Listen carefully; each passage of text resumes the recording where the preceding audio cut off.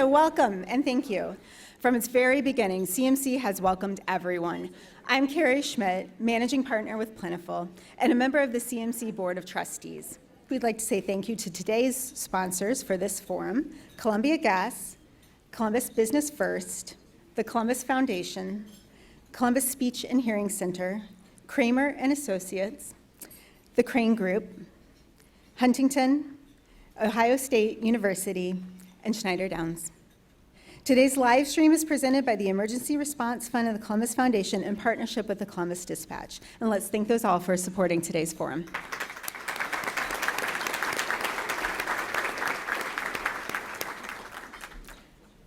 Central Ohio nonprofits have battled back from the pandemic only to be met with new challenges, including the steepest inflation in decades. Rising prices and labor costs have made it difficult for many nonprofits to deliver services to those in need. Nonprofit leaders have also seen some COVID relief funds come to an end, while the demand for services only continues to increase. Today, we'll examine the current state of Central Ohio nonprofits with an expert panel. On behalf of today's sponsor, Columbia Gas, please welcome Ellen Mackey, Director of Government and Public Affairs with Columbia Gas, to introduce today's panel.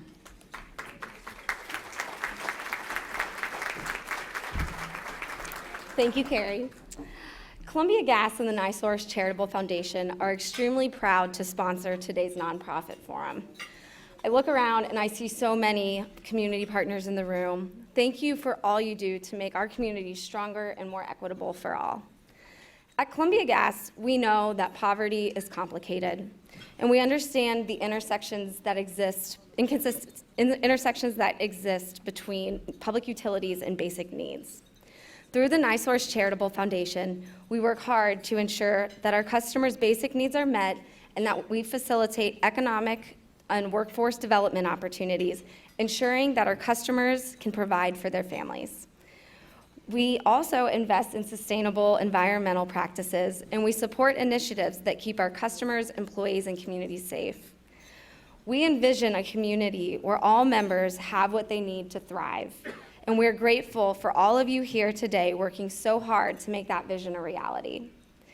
And now I'm honored to welcome and introduce the panelists for today's forum. Michael Corey, Executive Director of the Human Service Chamber of Franklin County. Dr. Lisa Courtice, President and CEO of the United Way of Central Ohio. Leah Evans, President and CEO of Homeport. Dan Sharpe, Vice President for Community Research and Grants Management with the Columbus Foundation. And our host, Deborah Aubert, Thomas, President and CEO of Philanthropy, Ohio. You can learn more about today's speakers in your forum flyers. Deborah, we look forward to today's conversation.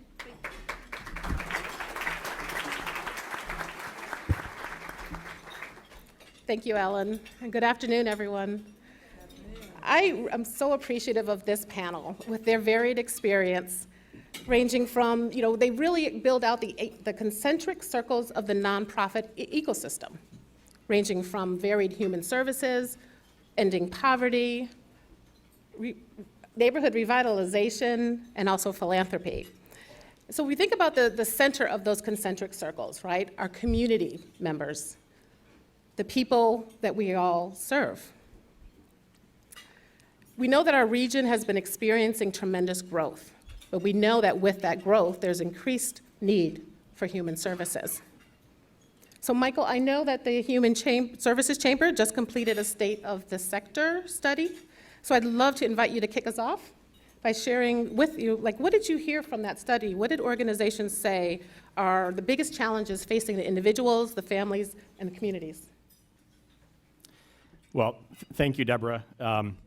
I look forward to talking about that for the next hour.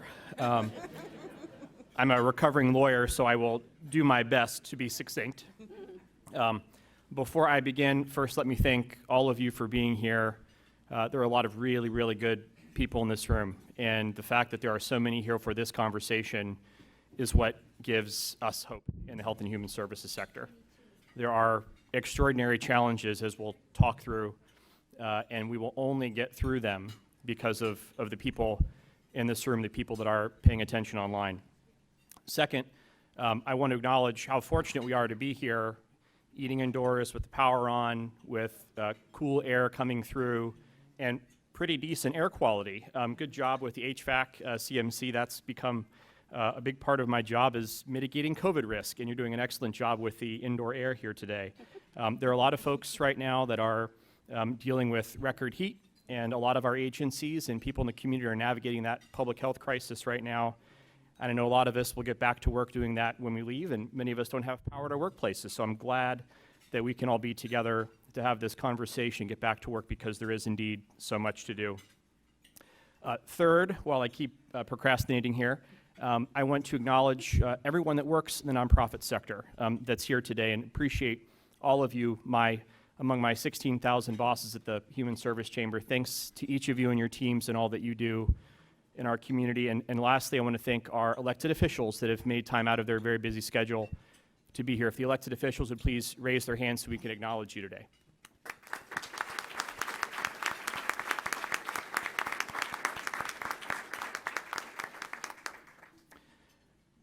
Thank you for that.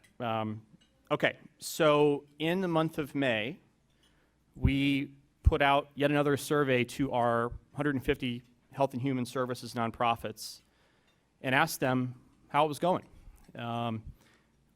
Because, as you know, there are lots of billowing challenges, and we wanted to get a sense of how folks were navigating everything after a very long 26 months and counting.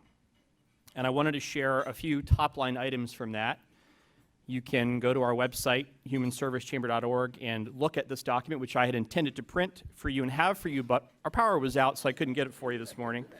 And we'll release the full report this Friday at 3 p.m. on the web, and I look forward to all of you getting to see that. First, we asked them what the biggest challenges were that they were facing right now. The key ones will not stun you. The first is actually managing growth. A lot of organizations have been fortunate to be supported financially over the last 2 years to meet the significant need that has arisen. But a lot of them are having a hard time navigating that for various reasons, and these are all intertwined, as you'll see, a key one being they need more people to do the work. The second significant challenge is financial unpredictability. Even though a lot of organizations are navigating things all right now financially, and they can see the light at the end of the tunnel for 2022, there's a lot of concerns about what comes next and what comes after American Rescue Plan dollars dry up, and what comes next after there are transitions in government and transitions in priorities amongst people that have been giving to the sector, and so on and so forth. That's a significant concern. The third significant challenge is workforce, as I teased out. Recruiting and retaining the right talent and holding on to it and getting the work done. It's proving to be very, very difficult, and has been for at least a year, and it's only getting worse right now. We need more people. Fourth is client needs. We're seeing a resurgence of client needs in many subsectors of the health and human services sector that are even greater than the first months of the pandemic. And there are fewer people available to do the work to meet that greater need. And folks are exhausted, as I'm sure we all are to varying degrees. It's a little harder for the health and human services folks doing that work. And then lastly, technology. Technology is a significant challenge for our folks. The second piece that I wanted to share and tease out to give you a sense of that workforce challenge. So we had 89 agencies respond to this survey, and they collectively employ about 15,500 people. At those 89 agencies, they reported 1,943 unfilled jobs. The next piece is workforce impediments. What are the top workforce impediments to keeping and to recruiting that talent? The biggest by far is wages and benefits. That's one of the areas where the nonprofit sector is at a unique competitive disadvantage. Second is finding qualified staff. Third is burnout. Fourth is recruitment, just challenges finding those people. Next is workload. Everyone in here that works at a nonprofit wears at least 5 hats. And last is retention, again, for a lot of the reasons already mentioned. The next piece I wanted to highlight is about the demand in the sector and for the services that the sector is providing. We asked our members, how does your demand on services compare to where it did in February of 2020, before the world got knocked off its axis? 2 of our agencies have actually had the demand decrease, and that's been because COVID has made their business model harder to complete. 10 are operating at about the same demand that they're trying to fill. 77 are trying to meet greater needs than they were in February 2020. A year ago, before Delta had emerged, I testified to the county commissioners, and I promise I'll go fast after this, about the state of things. And we said, you know, we're not sure if we're in the eye of the hurricane or in the edge of it. And we were obviously in the eye of the hurricane. The challenge now, as we move into this endemic mode, hopefully, with COVID, is, you know, to belabor the hurricane metaphor, after a hurricane, the storm surge goes back to where the shoreline was previously. The storm surge isn't going to recede after this. The need is going to remain very, very high for a long time. And then lastly, we asked our agencies, do you anticipate having enough revenue to meet the needs of your clients after 2022? And 49% of our members said no. Or hopefully, or we hope so. And I wanted to share one quote that was offered with that. We need to rethink funding for the sector. We need reliable and consistent funding aligned with the data we continue to share. So I know I meandered along there, but I wanted to give you a sense of how challenging it is. But I also wanted to note a recurring theme of all of the responses that we got and of all the conversations that we have with our members is that there is tremendous hope and energy to do this work. It is endlessly inspiring to me to hear our folks talk about how much they believe they can actually navigate all of these challenges, but they need help helping so many in our community. Thank you, Michael. And if I could have our other panelists also share a little bit about what you're seeing and hearing in communities. I know at Philanthropy Ohio, our health initiative met a couple of weeks ago, and the top challenges that were raised were on mental health.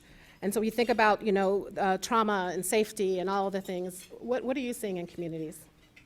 Well, Michael did a great job of providing a summary, so I concur, and I think my colleagues at United Way would concur with Michael's findings. That's what we're hearing.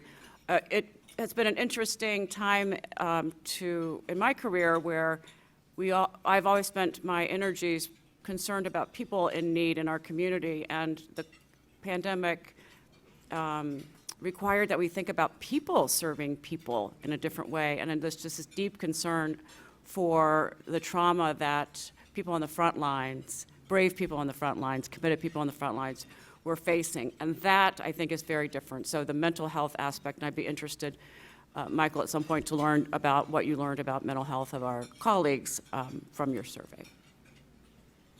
I would just add also that as we think about the challenges that we face, one that's continually coming up with our peers is about the agility to be able to change and shift and move in new spaces. The idea that, yes, the need is continuing to grow, but we also at the same time have to serve it in a different way. And Michael noted that the digital piece and that technology and that savviness you have to be able to serve clients physically in person and now not in person with the same level and intentionality of service. And that's been a new frontier and a new challenge for us as we've entered into that space. And then the other pieces of it that we know is about the intersections that you're talking about. You know, for us and what we do, we can provide a house, but that's not going to necessarily get you more income. That's not necessarily going to fix where your child's going to school. That's not necessarily going to address the food insecurity. So it's all of the intersections and layers, and that poverty is so complex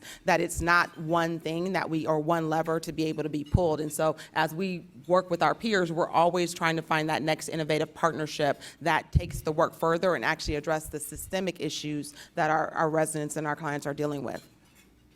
I think The intensity of the work within the nonprofit sector is being met with such heart, and that is so inspiring. And the generosity of donors that are responding to your needs is equally as inspiring.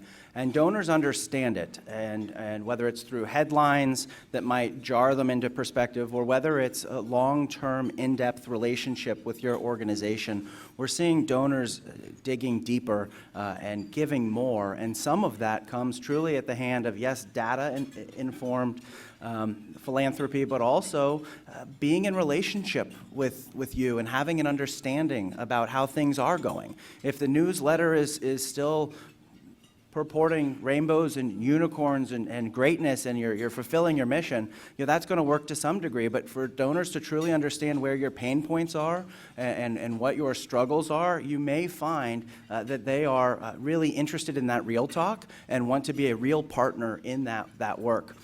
We often think of philanthropy as reward capital and risk capital. And I think if that's a new perspective for you, indeed think about it. You should be rewarded for the good work that you're doing, and you should also be able to enjoy philanthropic engagements to take on risk, to be your best selves as unfilled positions, best selves as organizations. And I know that many of you do lean into that mantra, and that's what's allowed you to weather much of this storm and chart your course forward. Thank you. We know that across industries, workforce challenges and changes abound. And Michael, you lifted up some of what you've heard from nonprofits in terms of their challenges. And Leah, you lifted up a little bit around, being creative in your delivery. What are you seeing? How are organizations reimagining their work and their delivery as we think about workforce issues? So one thing I think, I'm going to come back to that, I'm not going to promise to be succinct like Michael did. I'm going to come to Dan real quick, because I think you were sharing that there's a level of vulnerability that we need to show. At the same time, we've been taught and instructed to show a level of strength and resiliency. So it's like, oh no, I got this, but okay, I'm also really struggling in this area. And as organizations, how do we position ourselves to be able to talk to both, right? To be able to say we have the sustainability, we have the business model, we have the strength that lets us go on, and for us that's 35 years strong. But at the same time, here's an area, and sharing that back with our funders, here's an area where we're really struggling, where we need help, where we need support. And I think that's sometimes hard to be able to share both messages. And so thank you for calling that vulnerability out that we need to bring forward in the work.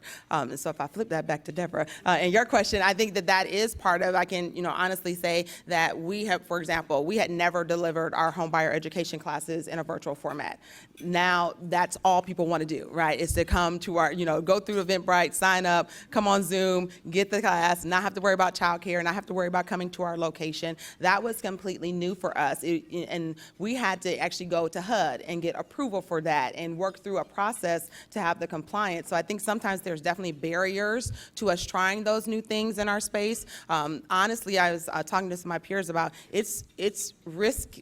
We're risk adverse, because we're talking about people's lives. We're talking about people's sustainability. So I don't want to do anything that's gonna fail, right? Like I don't want to go out and try a program or try an initiative that's not gonna have impact. But some of that is a rethinking about that, and that maybe we can try something and pilot it and see if it works. And maybe it doesn't have the huge success, but we learned from it. So bringing some of that agile, risk-taking thinking into our work so that we can advance the delivery of those services is new for us, I can say, as an organization, but we've seen the reward on the other side. So how do we keep doing that and still hold the gravitas that these are, individuals, people's lives and situations that we're piloting a program with, and be able to parry in both.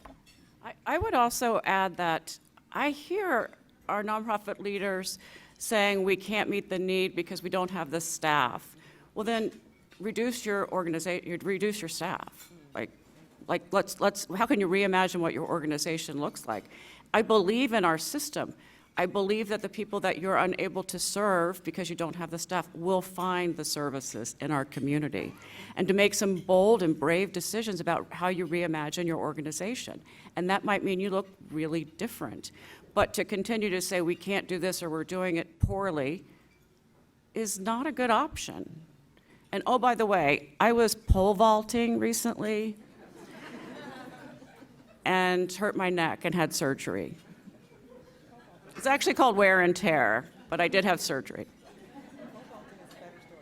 Right? Right. I wasn't sure where that was going. Yes. It's like pole vaulting. Out there. Nonprofit business is like not pole vaulting. I don't know if that was just trying to have a parallel there. I thought there was a whiplash joke or something. Right. that was No coming. joke. So we see our members trying all sorts of traditional and creative things to attract and retain talent. Several organizations are contemplating 4-day work weeks now and finding a way to make that work within their business model and to keep their funding streams open. Some organizations are providing benefits that they've never offered before. We have at least one member that's offering pet insurance now and has delighted a lot of organizations. We have many that have been exploring paid family leave in a way that they have not in previous years. Many, of course, offering bonuses or elevating wages as much as they can as well. We even have a number of unique team building events that get away from the traditional, let's have a happy hour, et cetera. There's a grassroots effort right now to create a summer sports league within the health and human services sector to try and build some camaraderie and happiness. And for our part, we've been trying all sorts of things to support these CEOs doing this work. Next month, for example, we reached out to Harvard Business School. And we said, you know, they have a significant project on the future of work. And we said, can you come talk to 150 nonprofit CEOs about how they can navigate this workforce crunch and challenge and help them make adjustments? And we're very excited about what we'll learn from that and what differences that will make in the community as well. Thank you. And I know we've also seen a sea of changes in leadership in organizations. And if you think about the succession planning that needs to happen and the opportunity to attract new talent in, what are you seeing or what are you concerned about in that space? Your concern is institutional knowledge, the depth of relationships, and some of these transitions are intentionally planned for, and other organizations and boards find themselves at the nexus of a rapid decision that needs to be made in the interest of the organization's mission and doesn't allow for as planful of transitions. Our community is becoming better because people are moving into our community and taking some of these jobs that we're filling some of these jobs that we're talking about and being placed and bringing their expertise from other markets, and we as a community are better for that. So I think that the succession planning and transition, I want to look at it from a position of strength and excitement for what it means for new ideas, new relationships, but it too needs to be some real talk about what it does mean to transition an organization and the staff culture that comes with that. New relationships with donors or retaining those relationships. And so if an organization is not planning for a thoughtful and intentional succession, I would certainly encourage you to do so. And also on the flip side, what is the crisis management plan for when a decision needs to be made swiftly? Because really those are two of the highest likelihood scenarios to play out, and there's no reason that we shouldn't be prepared for those. I think on the flip side, I'm concerned because we have seen some leaders, really talented leaders, who have chosen to leave the sector because the work is really hard. And it's not getting any easier, and the funding is not there to make the work as successful as it needs to be. And so how do we continue to attract the talent that we want in our sector if the work is so grueling and we don't have the resources needed? Lisa, that is a great segue to start talking a little bit more about funding and the resources that nonprofits need. And you think about, you know, a leader having resources but that are tied to specific things that they must do and they don't have the flexibility. I know there are many funders starting to lean into a new concept called trust-based philanthropy. Inherent in trust-based philanthropy are leading with trust, centering relationships, collaborating with humility and curiosity, redistributing power, and working for systemic equity. And this can include giving multi-year unrestricted funding so that nonprofits have the flexibility to access and determine where grant dollars are most needed, and allows for innovation, emergent action, and sustainability. It also includes streamlining proposals and reporting requirements, and really building those relationships that push past gravitating towards the people, the usual suspects, the folks that are comfortable with, the folks that they know. But also open, honest, and transparent communication, supporting relationships that are rooted in trust and mutual accountability. And I think that gets back to what you all were sharing about, if you have trust between a funder and a nonprofit, you can share what your challenges are. You're not always painting the rosy picture. So how are nonprofits navigating the changing relationships that they're seeing with funders and with donors? You want me to leave? Okay. Absolutely, and Deborah, thank you for giving the primer on trust-based philanthropy. The field as a whole, thankfully, is making grand shifts towards that tenet, that philosophy, and the Columbus Foundation led all last year an important process that we announced at the beginning of this calendar year, and many of you have noticed drastic changes to our application process. Our final report as well is intended to be as succinct as possible to see you as the experts that you are and tell us how it went. And because if there's a surprise at that point, we probably have already heard about it from you because we are more in relationship with you and conversation about the work that you're doing. But absolutely, within our wholesale change of our entire grant-making process is a drastic emphasis on operating support. And so while through an application process that will yield general operating support, unrestricted support for your organization, it's also an important point of education to our donors that overhead is not a bad word. Operating support is a necessity to keep the organizations around that they care about. And beyond that, we have a much increased investment in capacity building to ensure that organizations have the opportunity to strengthen the backbone to help you carry out your mission, full stop, but also to ensure that our donors have a high level of confidence in their charitable investments with you. And the third pillar of the shift is a focus on racial equity. And for us, that really looks like the intersections of gender, class, and environment, knowing that gender has increased disproportionality for nonprofit organizations in who you serve, small business leaders, and environmental barriers in our community as well are disproportionate when you look at our communities of color. And so in that entire redesign of grant making, we also took on our lending arm and redesigned that. Program-related investment is the term really in philanthropy for a low interest rate loan. And we have a commitment of a $5 million pool specifically for equitable small businesses, so minority business enterprises. And so that intersectionality and racial equity focused on class is very intentional for us because we want it to be about access to opportunity, upward mobility. And whatever that American dream looks like, we want people to be able to pursue it, and we want to be able to use a loan to help organizations get there, or we want to be able to deploy charitable capital through our application process. And then the interwoven tissue of that is our donors' generosity, who may have greater flexibility beyond an application process as well. And so we were pleased to lean into that. We're not done. It's a journey, have to acknowledge that, but at the root of it is trust and centering the voices of the organizations and those that you serve. I think there's an element of trust-based philanthropy is a fad. There were 43 United Ways that got $25 million from Mackenzie Scott, which was fabulous. Trust-based, do what you want, do what you need to do, do your best work with these monies. But keep in mind that our sector, the primary funder of our sector, is public support.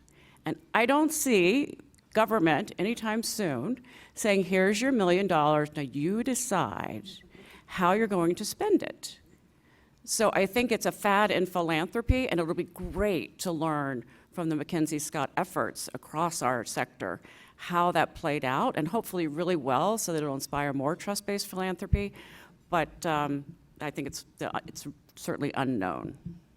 Can I just just add that I think one of the reasons that's so important is that we often find ourselves betwixt and between funder priority and a changing potential community need. So I think in this environment we're talking about right now, the ability to navigate and pivot to what the community need is, and I'm not saying mission creep, that you're gonna go out there and do all kinds of different things, but sometimes that need is more nuanced or more layered, or there's a particular target that we need in that moment that there may not be a funding source that's already ready to address it. So I think that this releases some of that tension that we find ourselves in as nonprofits to say, okay, well, compliance tells me I have to do this. The community is telling me they need me to do this. How do I bring those things? All the effort and time we spend trying to figure out how to make those two things match. You know, on average, our grant writer can spend between 50 and 100 hours on a grant proposal. So that time being spent now trying to figure out how to better serve or address that community need, because we were able to make that transition and have that relationship with our funding partners, is going to be huge. If I could briefly add, first, thank you. This is why I love my job so much. I have bosses like Miss Evans. Second, there have been unique efforts made of late through both the CARES Act dollars and the American Rescue Plan dollars to create more open-ended access to government funds, giving agencies flexibility to do the work they need to do. Interestingly, neither the CARES Act nor the American Rescue Plan Act set aside a penny for nonprofits. They created funds that states, counties, and cities had to administer, and they had to do it very quickly with the CARES Act, and they have a much longer runway with the American Rescue Plan Act.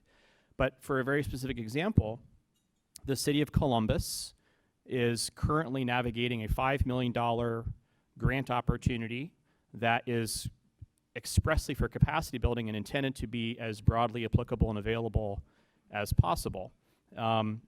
That eases burdens on nonprofits at a time when they need burdens eased so they can focus on the work that they're trying to do helping people. Thank you. I know there are some examples of where philanthropy and nonprofits have partnered with government to determine where funds should go in communities. Not seeing that so much through the current ARPA funds, but there hopefully will still be opportunity for the government to look to nonprofits, because nonprofits are the ones who know the community, they know the needs, and for that opportunity. So with that, challenge of that long-term sustainability, because we know that even if some of those funds come into the communities now, what does that mean for the long term? And then as a kind of a part two in that, because I'm mindful of the time, I wanted to ask also about sustainability and the role of endowments and how nonprofits are looking at the long term in terms of their finances. Really, really good question. The marketplace right now is showing a popularity of comprehensive campaigns, which would be inclusive of endowments.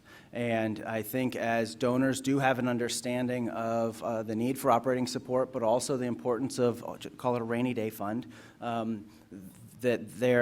we're seeing organizations often coming to the Columbus Foundation in pursuit of what endowment services could do to help their organization. Some organizations have chosen to open two funds with that mindset and that fiduciary model. One might be specific for capital improvement, and the board chooses to put in bequests that come to the organization that might not have been expected, best kind of gifts, and kind of out of sight, out of mind, and choose to put that into an endowment model to ensure that there is a stream and a thoughtful revenue opportunity for capital needs going forward. And then organizations are choosing to look at endowments in a more traditional mindset, especially knowing now the importance of rainy day funds for organizations. And then being able to have access to them either in larger tranches to truly help in a time of need, or to see it as a sustainable funding opportunity within that model. And so I think that over time, the compounding interest of investments speaks for itself, but I think also in this moment in time, the importance of thinking about a rainy day fund and the strength of what an endowment can do is both compelling for organization, leadership, boards, and donors. I think it's well known that our community is under-endowed compared to our peer cities in Ohio. that have older wealth, and at some point, Columbus will have its older wealth, but we don't have the endowments that Cleveland has, or Cincinnati, or Dayton, or Toledo, which are far more endowed than we are. Most important from my perspective is that we have a diverse funding pool, and we're not reliant on just one body of funding. So an endowment is an important resource in that, but I urge all of us to be as diverse in our portfolio as possible. Briefly, on the government side of things, and that being a significant percentage of where nonprofit revenue comes from, that's one of the things that keeps me up at night most. Flat funding is a funding cut, especially right now, and we're not sure where funding levels will be at, especially out of the federal government and the state government. The budget fight that we had this time last year with the state Senate was very, very concerning, where there was a move to kneecap several subsectors of the health and human services sector, and we work cross sectors and with certain partners on both sides of the aisle in the state Senate to get those elements removed from the state budget. But that foreshadows challenges to come in terms of government funding streams, and we need to be ready for that instability. Thank you. I could talk all afternoon here, but I'm being mindful of time. And so in just a little bit, we're going to move to questions from both the live stream, but also from you all in the audience.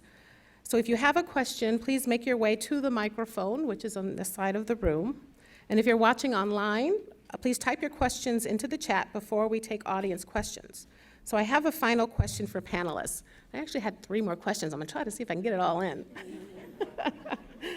Well, I want to be sure, we've talked a lot about the human services, and that is the greatest need, but we know that the nonprofit sector is incumbent of many types of organizations, so where you see the arts and humanities, health and environment, if there's any other examples that you want to lift up from those sectors as well. But I also want us to focus on systemic change. We know that it's in every sector currently, and that nonprofits are engaging in different ways, whether through policy and whether it's through advancing equity. I think our audience would love to hear, how are nonprofits engaging for systemic change, and how can they be a part of that? Can I jump on the arts quickly? Just as a pin in the conversation, because they were, as a sector, not immune to this as well, and a report has actually shown that they have not experienced an adequate amount of governmental support. And the report that I'm referencing comes from the Center for Regional Development at Bowling Green State University, which has captured that the creative industry in the state has $18 billion in payroll and generates an economic impact of $55 billion across the state. And it saw a shrinking of 41,000 jobs, and the economic output declined by $8 billion. Of the arts organizations that we work with in Central Ohio, and there's more than 60 of them as formal grantees, the majority of them saw erosions to their budget, and in some cases, a pretty consistent number that we saw was 60% erosion to their budget. And we know that that trickles down to the talented professionals and performers and innovation. Deborah, that was one of your questions early on. How is the sector being innovative? And I really give a huge credit to our arts sector for thinking about venues differently, treating venues, whether it's HVAC, even differently, outreach to new audiences, and how do you engage those audiences differently, not only to start the pipeline of future patrons, but to ensure that they're not being left out of the important stimuli that comes from everything that we know of artistic input to our well-being and our sense of flourishing. And so Central Ohio not immune to that, and a big shout out to what the arts does do for our nonprofit sector as well. And the best example of that is when we have health and human service organizations, housing organizations, intertwining and bringing the creativity through our artistic professionals as well. I'll jump in and just share that I think one of the things that has been really important in systemic change is that it matters as much how we do something as what we do. And so even as a sector, as we look internally to how our staff, how we balance diversity, we were talking about succession and talent and how we engage and advance diversity internally, but then also how that actually gets delivered out in our community and what that looks like. So that may mean the vendors you choose. That may mean where we choose to work. We were talking on our call earlier this week. The nonprofit sector, we're an engine. We're thousands and thousands of employees and organizations strong in our community, and we have impact. So where we invest our money and how we partner with each other or with suppliers and hiring matters, and that's part of how we start to change. And of course, we balance spending our time on advocacy and working with our political and elected officials, as well as working with all of you to advance a message. I often tell people, part of my job is getting housing affordability to matter to people who don't need it. So that's our personal message for Homeport, but each one of us is advancing a message. And so how you engage with us is through asking these kind of conversations. We need broader input and interest in the work that we're doing because it matters to the people that we work with, but it has to also matter across our community. It has to matter that there are people who are homeless. It has to matter that there are third graders who can't read. It has to matter more broadly, and so that we actually can advance and have a systemic change and start to change the economic systems that we live within, change our zone. Shout out to City of Columbus for changing our zoning code. Does that seem like it matters? It matters a whole lot where you can build or where you can't build something. And so those are some of the things that give me hope and excitement that we're willing to start to engage in a conversation that doesn't perpetuate us being in a position where sometimes it feels like we're putting on Band-Aids, right? If sometimes we feel like we're addressing the same issues over and over again. I told you we're 35 years old this year. We did some digging and found some of our old records, and back in the late 80s when we were being founded, they were talking about a housing gap. And it was about the same size. It was about 53,000 households needed that they were talking about addressing then. So you imagine the size that we were in the late 80s and the size that we are now, how much that gap has grown. And so that made me start like, dang it, am I making any difference whatsoever?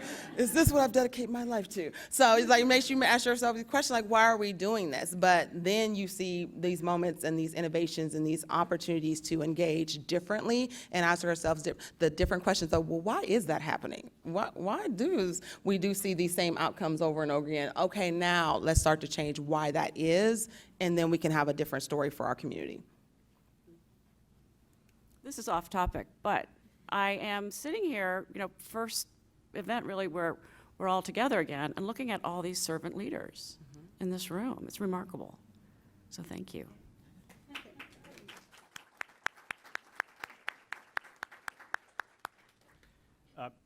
First, briefly to the arts. The Greater Columbus Arts Council and the organizations they serve have been tremendous partners the last 2 years. So Tom, wherever you are, thank you for your leadership and your partnership.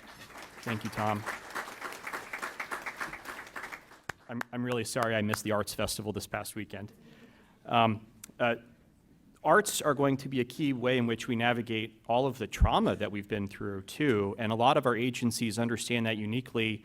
One of my bosses in the room, Dwayne Casares from Directions for Youth and Families, has this wonderful arts program that helps serve kids and families, and a lot of our agencies understand that more than ever, so I just wanted to make sure I flagged those pieces. A limitation of health and human services nonprofits is that they can't flip a switch and make the systemic changes that they want and that they have wanted for decades. But they can certainly influence those that have that ability. And I have seen an incredible amount of attention to what nonprofit leaders across the sectors of nonprofits think needs to be changed in terms of systems. They're too busy doing the urgent work every day, but that also gives them unique insights into where systemic shifts have to happen, whether it's moving a mountain or moving a pebble. And I think we need to keep listening to these nonprofit leaders and follow through on what they're telling us we need to be doing. There are 5 areas where I hear a lot of our folks talking a lot that intertwine with, or you might think are on the periphery of what nonprofit leaders are worried about. But let me share these two briefly, if I may. You've heard a few of them before, but I want to reinforce. Labor, workforce, automation, and now sustained inflation and economic challenges. That's a immediate challenge and a long-term one that we know is intertwined with systemic challenges and urgent ones too. Another is global warming. Our folks are deeply concerned about that. You see that happening in real time today. And the people our agencies serve and the agencies themselves are uniquely affected by global warming. We have a lot of work to do. The third is disinformation and misinformation. It's creating significant challenges for agencies and even doing the little things of moving those little pebbles in the systemic work and meeting those urgent needs. And I will stop at those three. But I think we need to keep listening to our nonprofit leaders and keep following through on the work we need to do at all levels of government, at all decision-making levels in our community. I see a regional approach in terms of that vision more so than I have before. And some of that's necessitated by the growth pressures that we're feeling as a region, but we're not just talking about it as transit from a region. There's great effort with Link Us as an example, but Michael, you brought up global warming. We're also thinking about what, for our region, is the environmental sustainability plan, or through the new foundation of Rapid 5. How do we look at existing environmental assets and activate those for economic development or access to disconnected neighborhoods? Or the City of Columbus's urban forestry master plan, realizing that our tree canopy is diminishing at a really embarrassing rate, and the best time to plant a tree was 10 years ago. So those regional type conversations do intersect with all of the work that we're doing. I want to be sure that we have time for our audience questions, as it is the longstanding tradition of the CMC. So Jane, I know that you may have questions from the live stream audience, and again, if you have something for our panelists, please make your way to the microphone. So what is the first question? Wonderful, I do, and thank you so much. We do have a lot of questions, so I'll ask them quickly and you answer them quickly, and then we'll get done. Julie Donovan and actually a couple other people are talking about mergers and consolidation. Is there any organized effort to help nonprofits evaluate opportunities to consolidate services, consolidate organizations, share leadership? No. So that was a quick answer. Prior to the pandemic, there was about one health and human services nonprofit merger per year in town. During the pandemic, because of the generosity of this community across sectors, not one of those nonprofits had to close its doors so they could keep helping people. That will change as some of these challenges come to bear. And there are lots of conversations amongst organizations about how to partner, how to collaborate, how to affiliate, et cetera. But there is not currently a coordinated move to shutter nonprofits and put them all under one roof. There is an effort to work more closely together that we're working on, and we'll have more announcements later this year, but it is not about mergers, but it is about cost savings and working more effectively together. I have shared in my career, many of you have heard me, but at the Columbus Foundation, we had monies to help organizations merge, even study the feasibility of merging. And at United Way, we had those monies as well. You can't give that money away. Organizations don't want to merge. And those dollars, largely to a degree, still exist at the Columbus Foundation, because we think of one of our promises is to help you with the most effective philanthropy as possible, and the efficiency at the organization level fits into that. And so earned revenue is really where these dollars are available, but because of some brilliance within the community and some donor interest, please reach out. Let's have the conversation if your organization is pursuing that out of necessity or strategic desire. Hi, I'm Lucia Lynches from Ione, Ohio. Just a quick question. If you're a nonprofit sort of outside the realm of the traditional sort of, health and housing and so on and so forth, we're seeing huge need for mental health services, more LGBTQA+, et cetera, journalism as places are cutting back.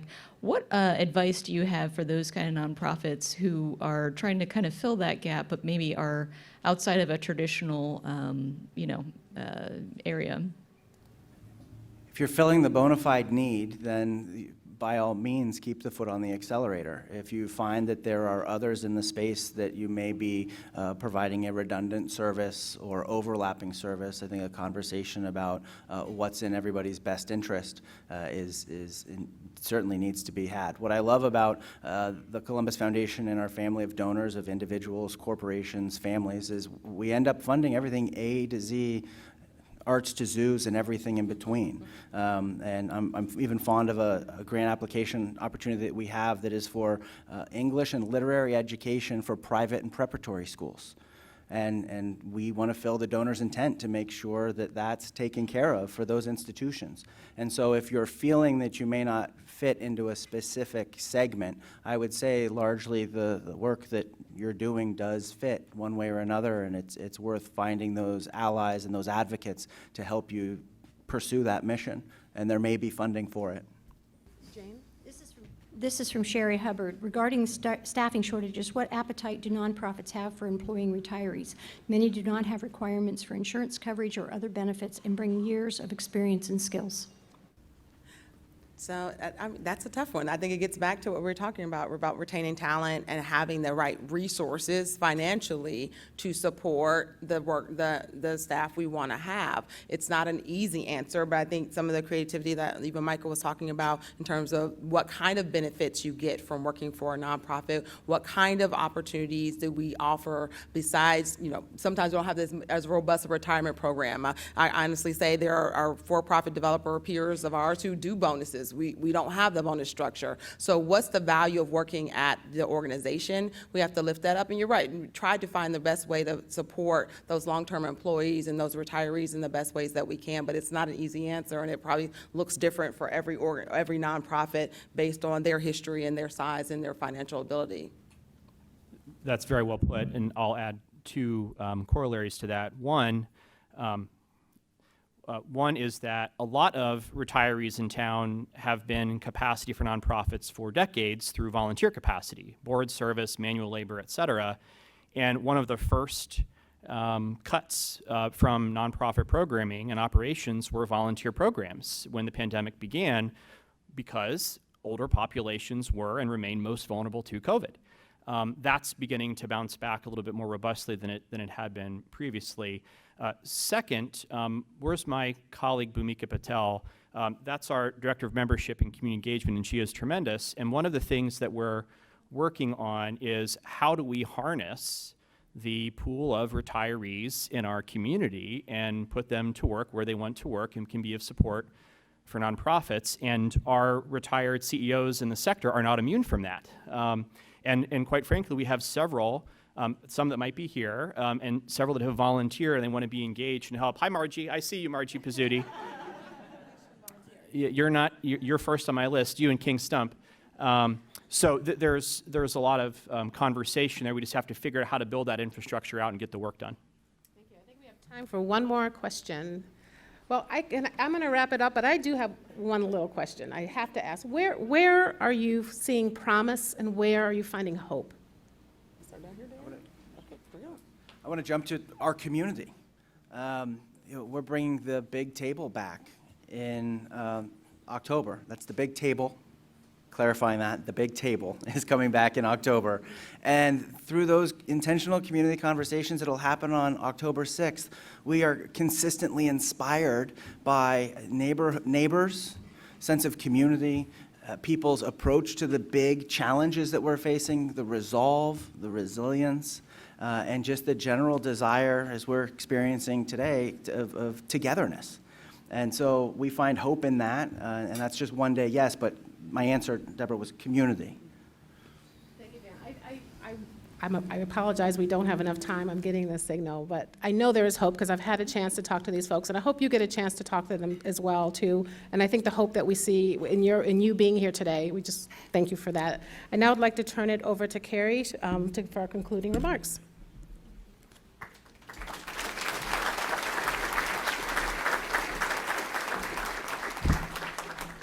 All right, thank you very much. As we close this year's State of the Nonprofits, I'm grateful that we could come together and talk about where we are today. Because if we know where we are, we're better equipped to get where we want to be. So thank you for coming.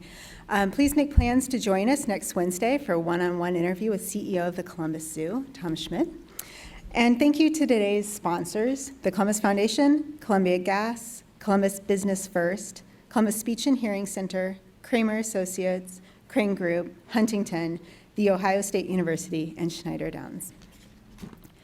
Thank you to our online virtual seat patrons, to the Emergency Response Fund of the Columbus Foundation for presenting our live stream partnership, and the Columbus Dispatch, and our special appreciation to today's speakers, Michael Corey, Lisa Courtice, Leah Evans, Dan Sharpe, and of course, Deborah Aubert Thomas.